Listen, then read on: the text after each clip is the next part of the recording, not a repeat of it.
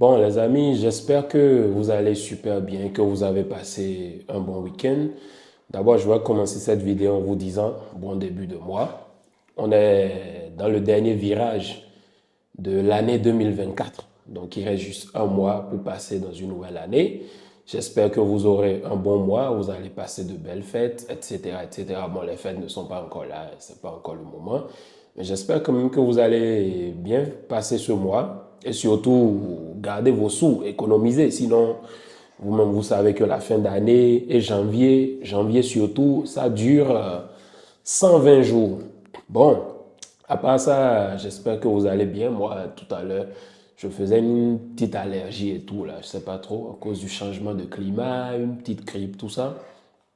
Et je suivais aussi le match Liverpool-Manchester City, qui s'est soldé par une victoire de Liverpool. Bon, ça, c'est autre. Dans cette vidéo, on est là pour parler du résultat du Real Madrid. Real Madrid-Getafe 2-0. But de celui dont j'aime pas appeler le nom. Décidément, il s'est décidé maintenant à vouloir me refatiguer comme avant.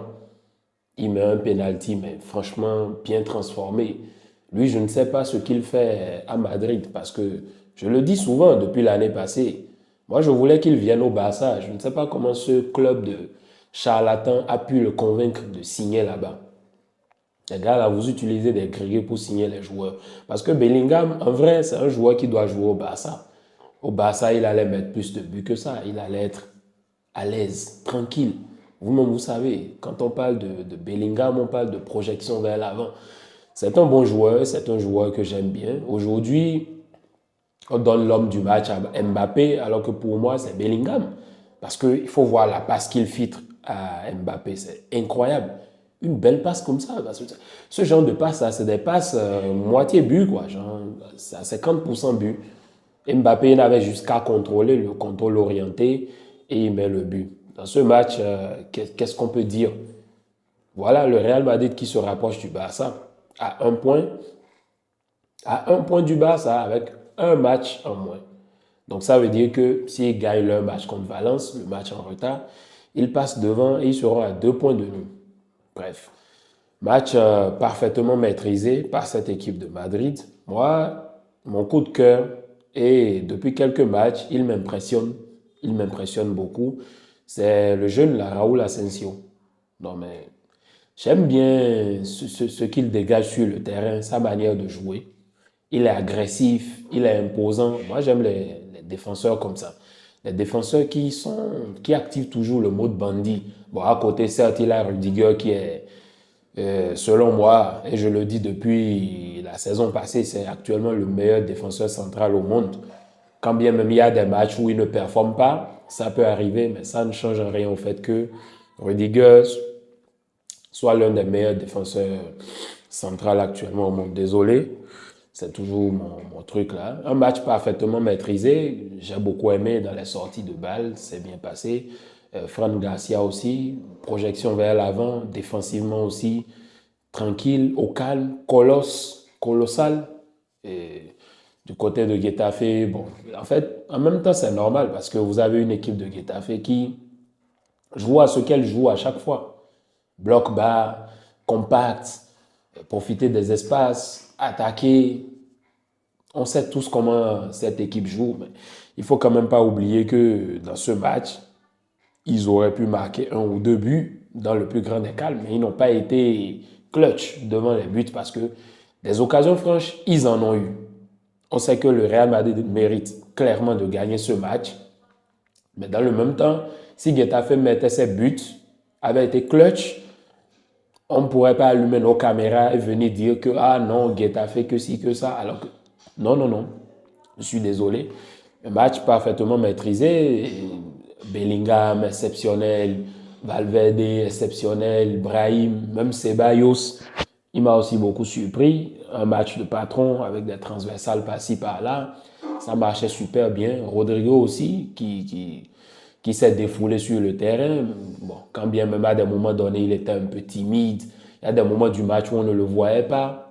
De l'autre côté, vous avez Mbappé. Mbappé, j'ai envie de parler un peu de lui dans cette vidéo parce que depuis le début de la saison, Et lui-même, il me déçoit un peu. Ça, je ne vais pas le cacher parce que je faisais partie de ceux, quand ils ont annoncé Mbappé, qui disaient que franchement, ce sera chaud pour nous.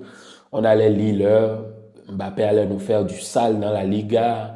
Il allait passer par-dessus tout le monde et tout. Mais je suis en train de remarquer que et c'est là où, bon, certes, on le disait déjà souvent que le niveau de la Ligue 1 et de la Liga, c'est pas la même chose. Mais je m'attendais quand même à un Mbappé intelligent qui allait trouver la solution face à ces défenseurs-là qui ont compris comment jouer face à lui.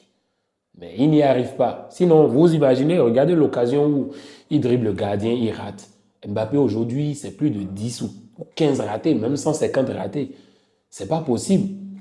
Tu ne peux pas être là actuellement à ton poste parce que Vinicius n'est pas là. Il est à son poste de prédilection et qui n'arrive pas à être vraiment explosif comme on l'attend de lui. Mbappé, moi, il ne me convainc toujours pas. Pour vous dire la vérité, il ne me convainc toujours pas. Quand bien même il met un golasso, un beau but, mais il ne me convainc pas parce qu'il faut voir les ratés de Mbappé. Les ratés et les 1 vs 1. Actuellement, Mbappé ne passe pratiquement personne. Il ne passe aucun défenseur parce que plus personne n'a plus peur de lui. Il est devenu mais tellement anticipable. On sait déjà ce qu'il va faire. Et les gars savent comment défendre sur lui comme si, bon, c'était plus rien, quoi. On sait que Mbappé, tac, tac, il faut juste rester focus. Tu l'attends au dernier moment. Quand il essaye de déborder, pap, tu lui chippes la balle et c'est fini. Mbappé, il me déçoit beaucoup dans ce sens. Et autre chose dans laquelle il me déçoit beaucoup aussi, ce sont les passes. Mbappé, mais combien de passes ratées il te fait? C'est incroyable. On ne peut pas rater autant de passes. C'est pas possible. Tu ne peux pas rater autant de passes. Mais parfois, tu te demandes, mais comment il fait pour rater autant de passes? La précision n'y est pas. La précision n'y est pas du tout. Et ça, c'est des trucs qui ne sont pas bien pour l'équipe. Il marque son but, il termine homme du match. Pour moi, qui n'est pas mérité. Pour moi, Bellingham doit être l'homme de ce match. Quand bien même il sort à la mi-temps. Bon, il sort à la mi-temps. Je pense que c'est peut-être ça qui conditionne cela. Parce que Mbappé, il termine le match. Mais si Bellingham était sur le terrain, je pense que c'est lui qui allait terminer homme du match à cause de ce qu'il était en train de proposer sur le terrain, qui était incroyable. Après, il y a Ada Güler qui entre aussi. Bon match.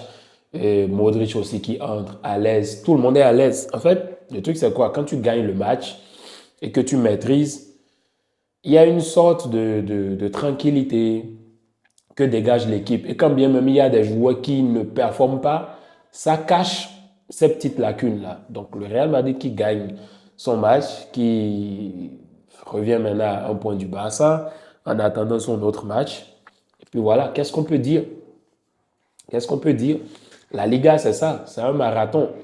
Tu ne gagnes pas la Liga en août ou en septembre ou en octobre. Non, non, non. Ça se joue jusqu'à la 38e journée. Et voilà, quand bien même, on dit que le Real Madrid est éclatasse, leur niveau n'y est pas et tout, etc. Ils perdent des matchs. Il y en a, ils arrivent quand même à gérer et à prendre des points en Liga.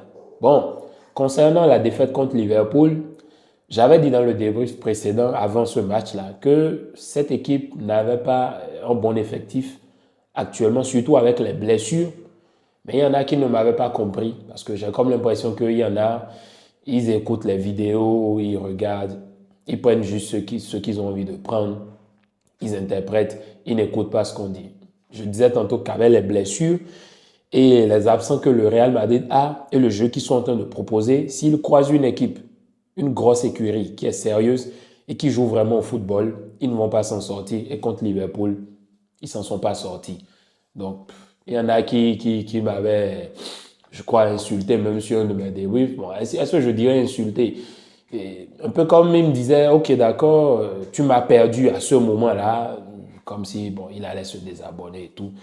Bon, c'est pas grave. Il y en a qui, quand même, écoutent les vidéos, qui écoutent les analyses, qui écoutent l'opinion et qui arrivent à savoir, à percevoir les messages que j'ai envie de faire passer. Bon, c'est pas grave.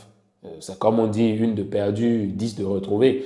Et en parlant de ça, les amis, vous êtes plus de 70%, 72 ou 73%, si je ne me trompe pas, à suivre les vidéos, à ne pas être abonné. C'est pas sérieux, c'est pas bien, c'est pas bon pour le référencement.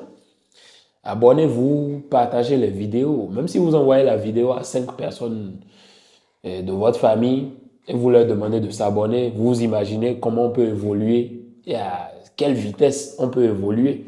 Donc, essayez de faire les efforts, de partager, de vous abonner, de regarder, de vous abonner quand même.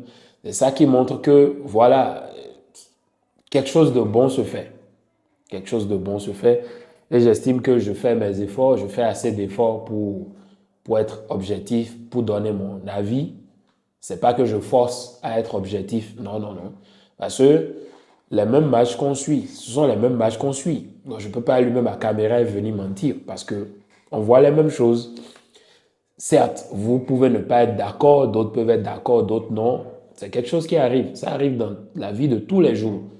Et je n'en disconviens pas. Du moment où chacun donne son avis de manière respectueuse, pour moi, ça passe. Allez les amis, c'était tout ce que j'avais à dire dans la vidéo. N'oubliez pas de donner vos avis, de liker, de vous abonner, de partager. Je vous lis toujours, quand bien même je ne peux pas répondre à tout le monde. Vous-même, vous savez, ce n'est pas facile. Donc, c'est un peu ça. Allez, bien de choses à vous. Bon début de semaine et peace.